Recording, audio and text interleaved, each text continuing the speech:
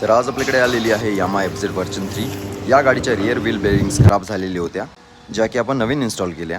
Rear व्हीलची proper alignment करून fitting केली, त्यानंतर एअर फिल्टर खोलून घेतले आणि एअर फिल्टर बॉक्सची कंडिशन आपण पाहू शकता।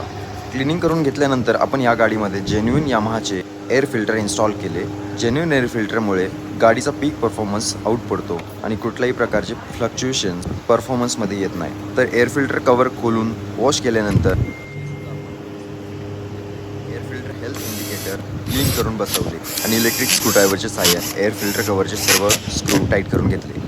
एअर फिल्टरला प्रॉपरली इन्स्टॉल केल्यानंतर या गाडीमध्ये आपण रिअर ब्रेक पॅडसुद्धा नवीन टाकलेले आहेत। इंजिन ऑइल सोडून ऑइल फिल्टर आपण खोलून घेतले। या गाडीमध्ये लेट सर्व्हिसिंग झाल्यामुळे इंजिन ऑइल कमी झाले होते। ऑइल फिल्टर हब क्लीन केल्यानंतर आपण या गाडीमध्ये स्पार्क प्लग खोलून घेतला। स्पार्क प्लगची क्लिनिंग प्रॉपरली करून घेतली आणि त्यानंतर आपण या गाडीमध्ये जेन्युइन यामाहाचे ऑइल फिल्टर इन्स्टॉल केले।